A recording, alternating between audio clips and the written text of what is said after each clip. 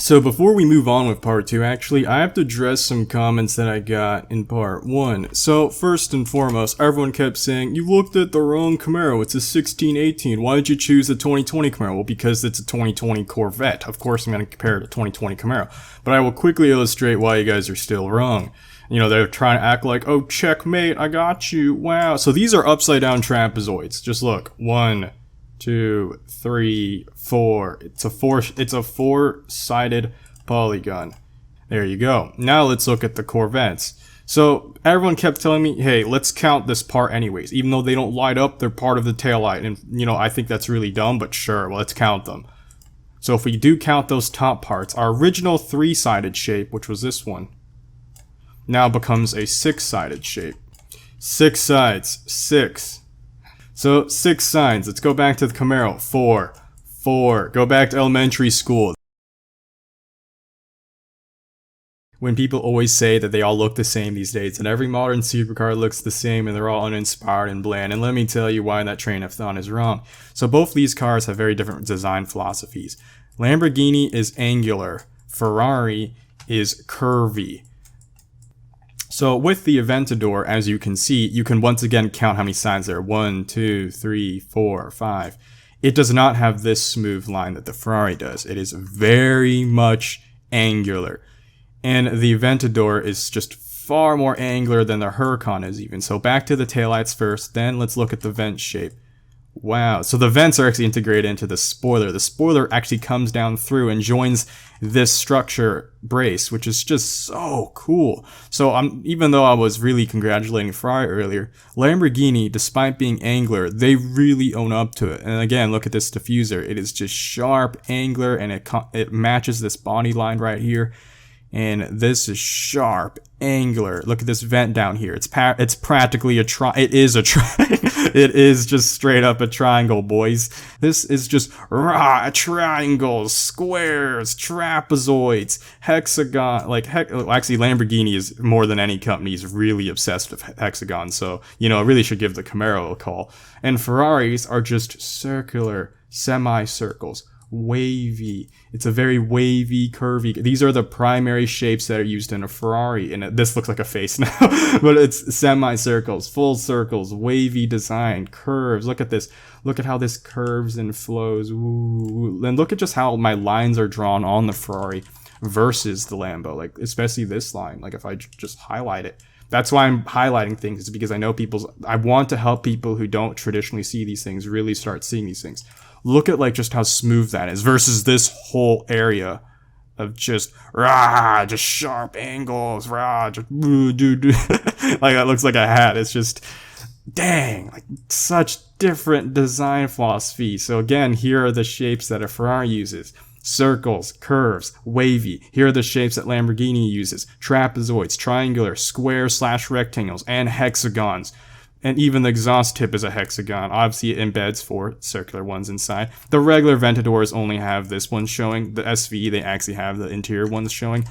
But that is just a very minor thing. It's okay to have one curvy thing and not have it break the entire angular structure, in the same vein that this can have one angular thing, being these diffusers, and not break its entire curvy structure. Because it is very most definitely curvy. And that was such a redundant thing I just said just then, but are you getting it, alright? So, you see why Lamborghinis and Ferraris are not the same, why designers of both companies are not lazy, and why I respect them so heavily, because Lamborghini designers are talented at working with these shapes. That's their palette. That's what they're given. And they've done an amazing job to make an aggressive, masculine, ferocious, fierce car. Ferrari has done great in making a curvy, a sexy, alluring, very high-class, prestigious car by working with this palette and using that as their overall design language. Okay, so this is something really cool I like to just show people to blow their mind. The McLarens are now held in the same regard as Ferraris and Lambos are. Now, again, people always blame them. Oh, they look like every other supercar. You are freaking drunk if you think that.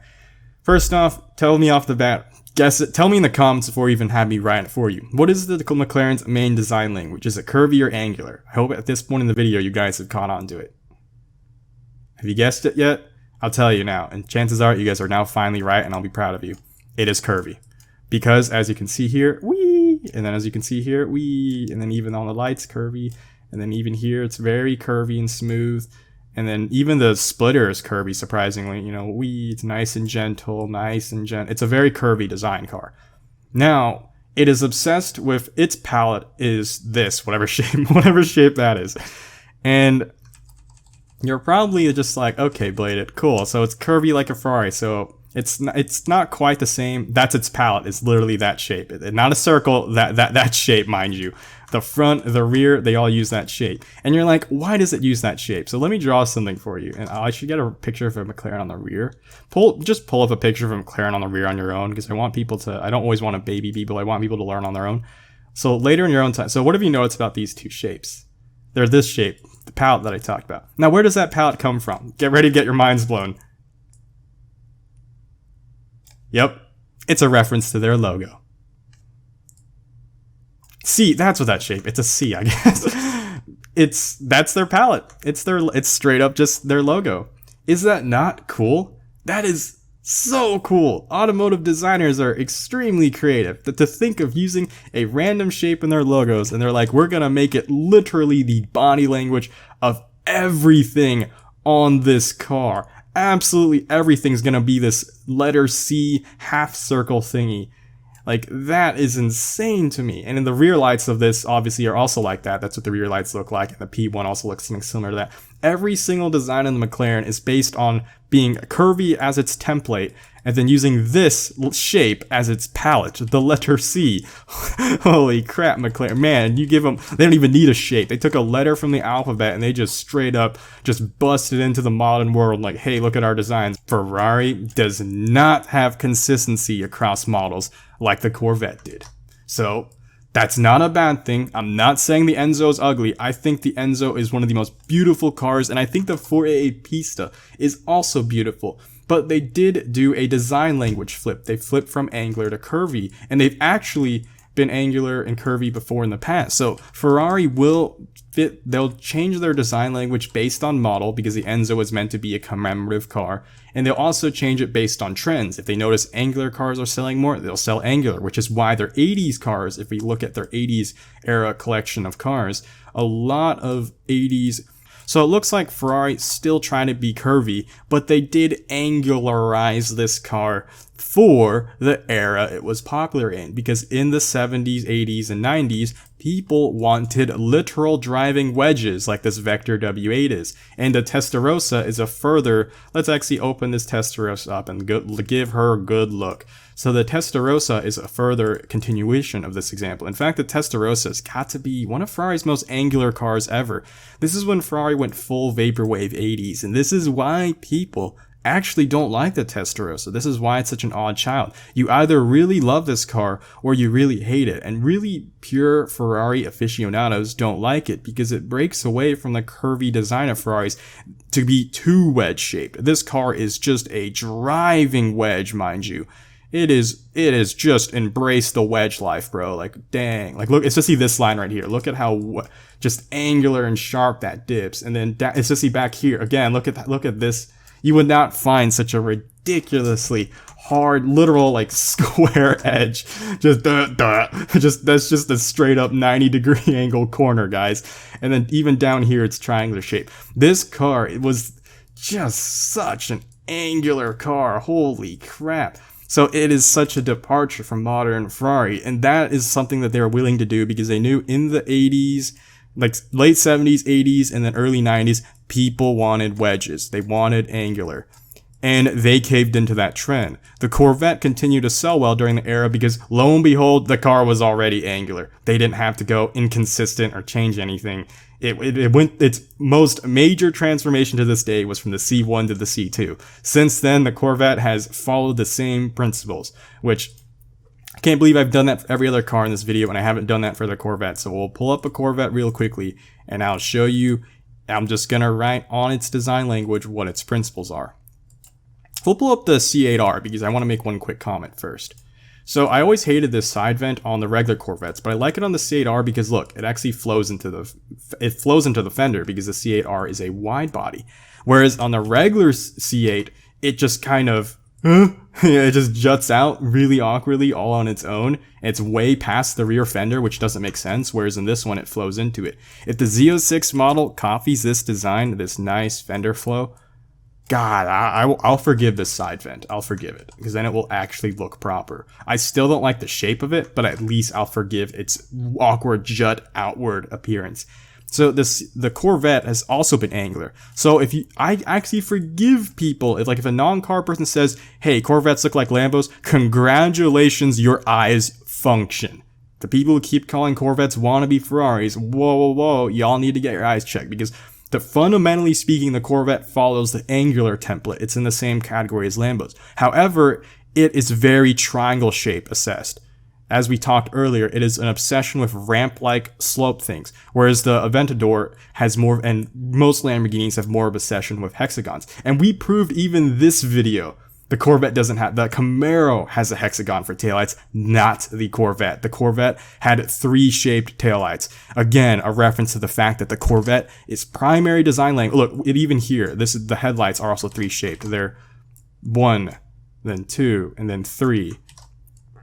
The Corvette uses 3-sided polygons for most of its design language. Even its hood is just a giant triangle.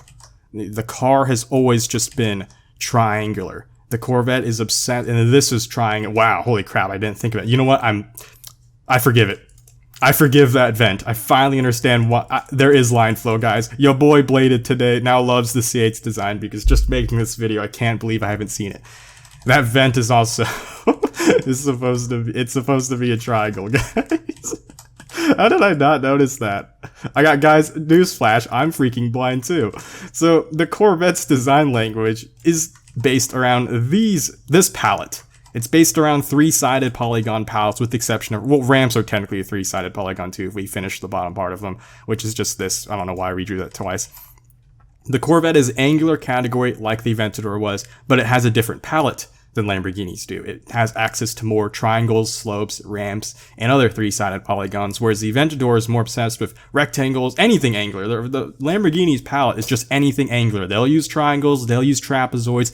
They will primarily have a favoring of hexagons and trapezoids is what I noticed, but they do love all angles, whereas the Corvette distinctly uses these as its palette. Yes, you'll have obviously a window, which is gonna have 4 sides to it. So yes, you'll still have some departures here and there, but for the most part, the Corvette tries to be as triangular.